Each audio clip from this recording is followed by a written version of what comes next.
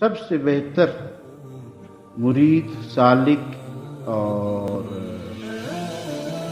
بیعت والا وہ ہے جو اپنے اندر سنتوں کو دیکھے نہیں ہے شرمندگی اختیار کرے اور اپنے آپ کو جذبہ دے کہ میں انشاءاللہ آگے چلوں گا۔ آپ کے ایک پیر بھائی یہاں آئے، ابھی بھی بیٹھے ہیں میرے، آپ حضرت بھی ناراض نہ ہو، میں آپ کو سمجھانے کے لیے، اس نے گول کپڑے پہنے تھے۔ گول کپڑے ہم اس کو حرام نہیں کہتے، سمجھو مسئلہ۔ ہم یہ چاہتے ہیں ہم 100% اللہ والوں کی طرح ہو، جیسے میں نے اپنے شیخ کو دیکھا تھا میں اسی طرح ہوں، انہوں نے اپنے شیخ کو دیکھا تو بالکل اسی طرح، انہوں نے اپنے شیخ کو دیکھا۔ آپ یہ سارے نام دیکھو، آخر میں ابو بکر نے جیسے حضور کو دیکھا تھا اسی طرح، سمجھ رہے؟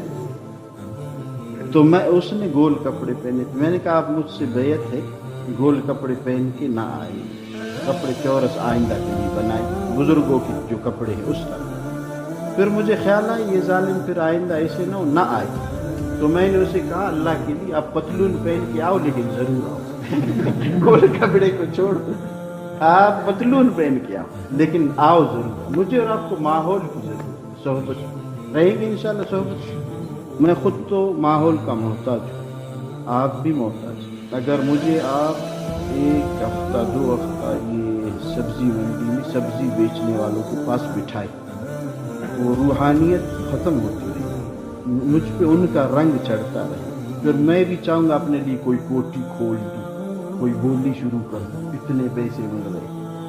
تو گزارش یہ ہے کہ میں اور آپ اللہ والوں کی صحبت میں، دینداروں کی صحبت میں بیٹھیں گے تو اللہ پاک مجھے اور آپ کو ان کی طرح بننے کی توفیق عطا کرے۔ صحیح ہے انشاءاللہ۔ تو میں عرض کر رہا تھا ذکر کا نور دنیا میں بھی ساتھ رہتا ہے۔ اس بات سے مجھے یاد آئی، وہ آدمی سمجھے جس کو سنت پہ چلنے میں عار اور شرم محسوس ہوتی ہے، وہ یہ سمجھے کہ ابھی تک مجھے ذکر کا نور ملا، ہاں یہ یاد ہے۔